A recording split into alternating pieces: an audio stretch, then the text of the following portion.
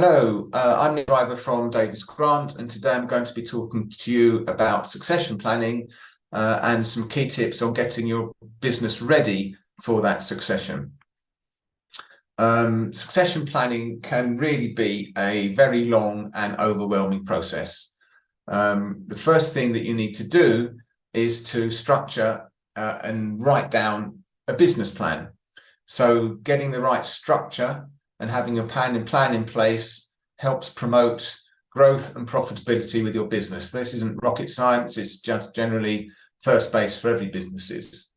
So thinking about within that plan, if your business is structured for its most efficient way of operating, and with exit in mind, will it remain sustainable once you have exited?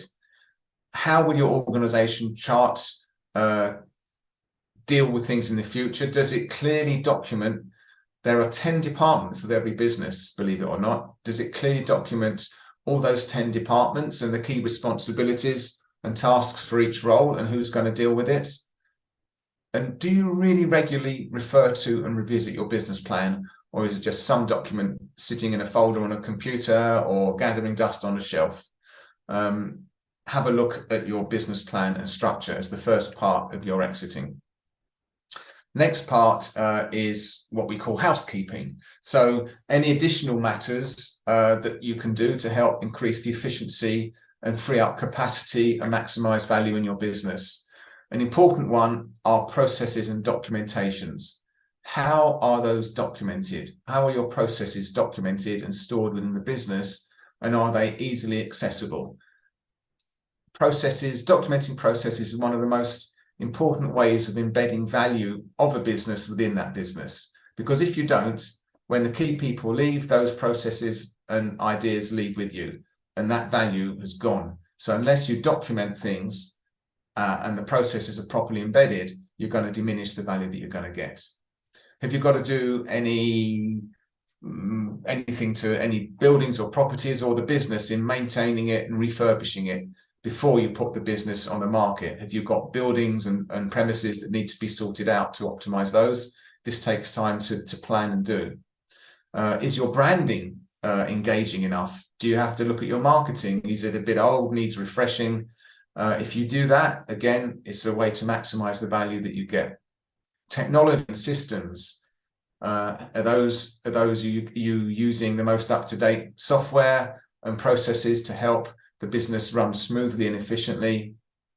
Got to look at that within the business plan. And employee agreements, the legals behind the business, are those all in place? Are all the job descriptions up to date? Is everybody aligned and signed off on what they're doing?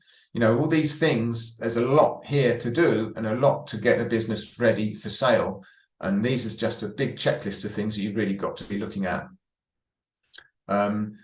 Within that, the next thing is to look at risk management. Do you know all the risks business is exposed to? Have you documented it? Have you been through a process of thinking what can happen next? What happens if?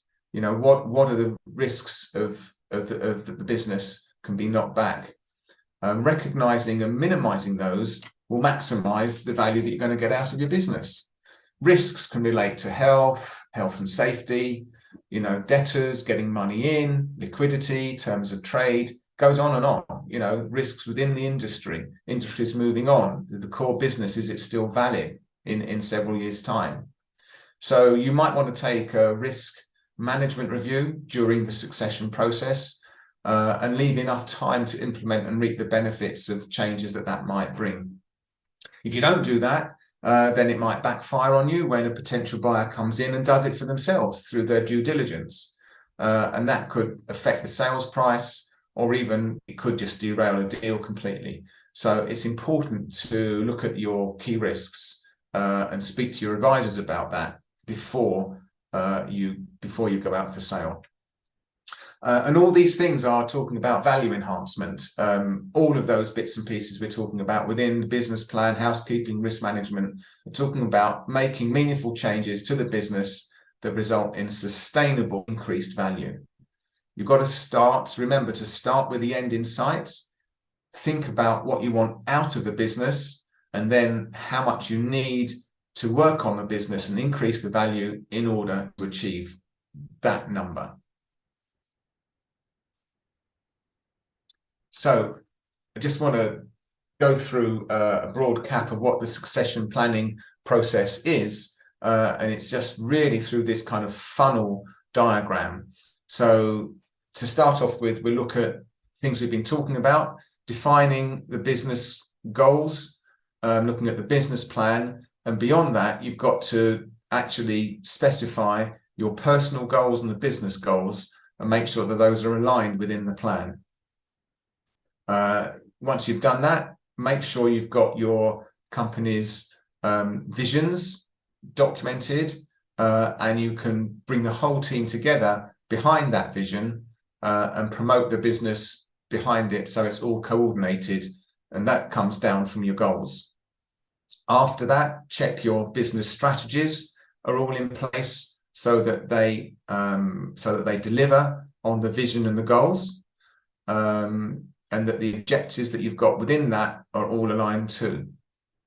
Once that's in place, look at the leadership team that you've got that can support everything that's gone on beforehand, and bring in and supplement any deficiencies within that team to supplement knowledge or people or gaps, so that the business can properly deliver on those strategies and objectives. Then within that, you're going to be able to evaluate people within the team that you think are the right successors to carry things on afterwards or for you as you exit.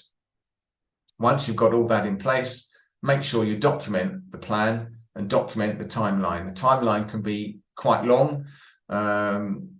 It's unlikely to be months, and it can be 5 or several years' time or somewhere in between.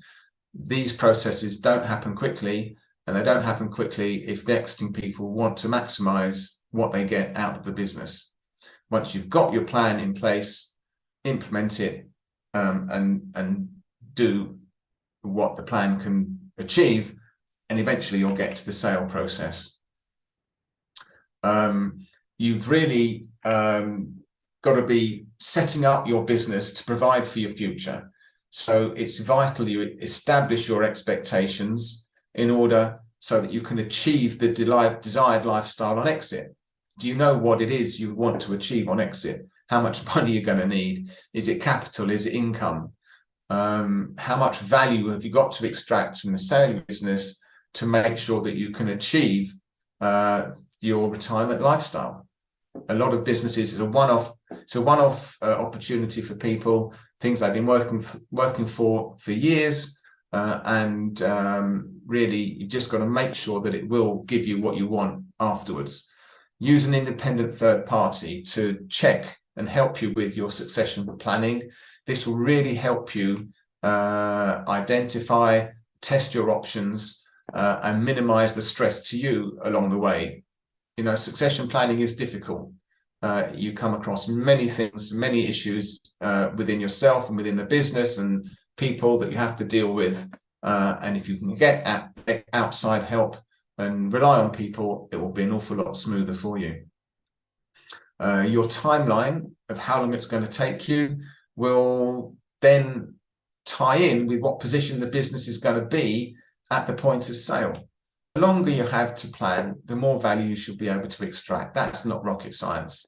So make sure that you don't leave succession planning too late.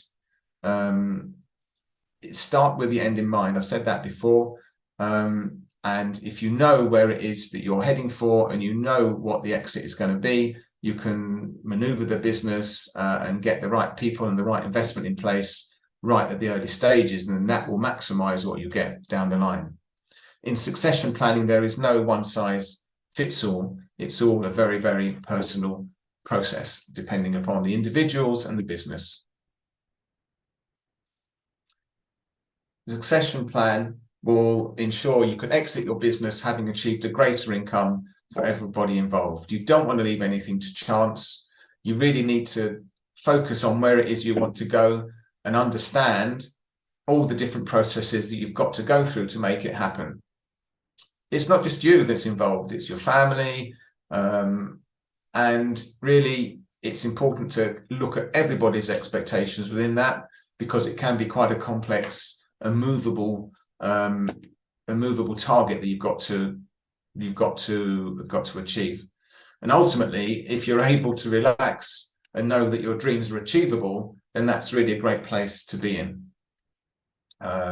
Not necessarily look like this, but a bit of sunshine on the face is always a nice thing, and a cocktail doesn't do much to help. But I'm not sure about a green cocktail. I'll have to check what's going on in that one. But you've got to be proactive. You've got to be thinking about it and not reactive. If you get it right, you're going to have less stress. You're going to build a higher business, higher value business, and you're going to have the outcome that everybody is happy with.